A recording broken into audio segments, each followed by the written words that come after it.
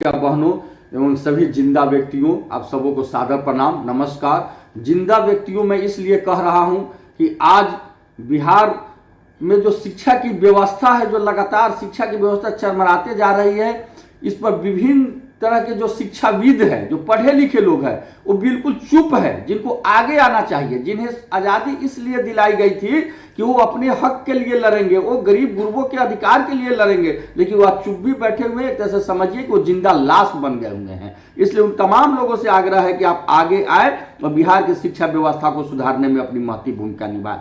इसी क्रम में हम लोगों ने बहुत सारा व्हाट्सएप फेसबुक से आंदोलन किया, लड़ा, लेकिन अंत में निष्कर्ष पर हमने यही पहुंचा है कि जब तक लड़ाई धरती पर नहीं होगी, जब तक सदेह नहीं होगी, आमने सामने नहीं होगी, तब तक हमारी समस्याओं का समाधान नहीं होगा। क्योंकि दिन प्रतिदिन शिक्षा की समस्याएं बढ़ती जा रही है, चाहे वो नियोजित शिक्षक हो, चाहे नियमित शिक्षक हो, चाहे विशिष्ट शिक्षक हो, चाहे रिटायर्ड शिक्षक हो, चाहे प्राथमिक के हो, माध्यमिक के हो, हाई स्कूल के टीचर हो, +2 के हो, या फिर एफिलिएटेड कॉलेज के हो, प्राइवेट हाई स्कूल जो है सरकार से 20% उनका हो या कॉलेज हो, सबकी समस्याएं दिन प्रतिदिन बढ़ते जा रही है। न तो समय पर उन भाइयों को अनुदान मिल रहा है, न समय पर हम लोगों को वेतन मिल रहा है। अभी इस शिक्षा कोष में रोज गड़बड़ी, बहुत सारे शिक्षक भाई, शिक्षक बहन हमारे दिल के मरीज हो गए हैं, वो लगातार बीमार रह रहे हैं तनाव के कारण। आप चले जाइए किसी भी डीओ ऑफिस में, डीपीओ ऑफिस में, वहां आप देखिएगा कि हमारे रिटायर्ड टीचर जो 80 साल 90 साल के हैं, झोला टांग करके अपने बाल बच्चे के सहारे वहां चक्कर काट रहे हैं, लेकिन उनका काज नहीं हो रहा है। भले ही वो कोर्ट से डिग्री भी लेकर आ गए हैं, फिर भी उनका काज नहीं हो रहा है, उनको टहलाया जा रहा है। जो हमारे भाई बहन अभी वर्तमान सेवा में है, वो भी वहां दौड़ रहे हैं, उनका काज नहीं हो रहा है। काज हो रहा है तो सिर्फ बेंच डेस्क के ठेकेदार का काज हो रहा है, तो जो भवन बना है फीडबैक उसके ठेकेदार का। सर जगह सिर्फ ठेकेदारी और दलाली प्रथा चरम सीमा पर पहुंच गई है। इसको समाप्त करने के लिए हम लोगों ने निर्णय लिया है कि अब हम अपनी मांगों को लेकर के सत्याग्रह करेंगे, आमरण अनशन करेंगे। और इसकी शुरुआत जननायक भारत रत्न कर्पूरी ठाकुर जी की जयंती 24 जनवरी से पश्चिमी चंपारण के मुख्यालय बेतिया से होगा। वहां पर हम लोग आमरण अनशन करेंगे और जब तक समस्या का समाधान नहीं होगा तब तक हमारा आमरण अनशन जारी रहेगा। रविवार 19 जनवरी को मोतिहारी में बैठक होगी और उस दिन यह तय किया जाएगा कि किस दिन से मोतिहारी में करना है। बेतिया के बाद दूसरी शुरुआत हमारा मोतिहारी में होगा, जहां आमरण अनशन होगा, और जब तक समस्या का समाधान नहीं होता तब तक हमारा आमरण अनशन जारी रहेगा।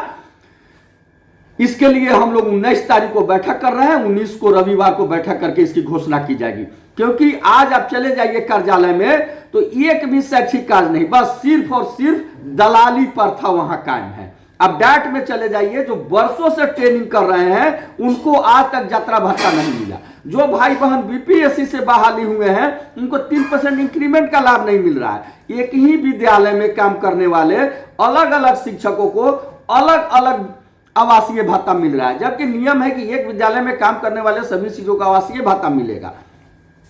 प्रमोशन 2012 में गाइडलाइन कहता है कि 8 वर्षों बाद स्नातक ग्रेड में प्रमोशन होगा। 2020 में फिर नियमावली आया जिसमें आया कि 8 वर्षों बाद स्नातक ग्रेड में, 12 वर्षों बाद कालबद्ध ग्रेड में प्रोन्नति होगा। आज तक हमारा प्रोन्नति नहीं हुआ, जबकि हम 20 वर्षों से सेवा कर रहे हैं, क्योंकि हम मोटी रकम नहीं दे रहे हैं पदाधिकारियों को। आज ना तो सरकार के बाद पदाधिकारी मांग रहे हैं, ना पदाधिकारी के बाद किरानी मांग रहे हैं। किसी भी काम के लिए आप जाइए पदाधिकारी के यहाँ तो पदाधिकारी कहते हैं कि किरानी फाइल बढ़ाएगा तब ना, किरानी फाइलें नहीं बढ़ा रहे हैं। किरानी के यहाँ जाइए तो कहता है कि पदाधिकारी के यहाँ ले जा रहे हैं, कामें नहीं कर रहे हैं। इसका फैसला नो FIR नो रिपोर्ट, फैसला ऑन द स्पॉट।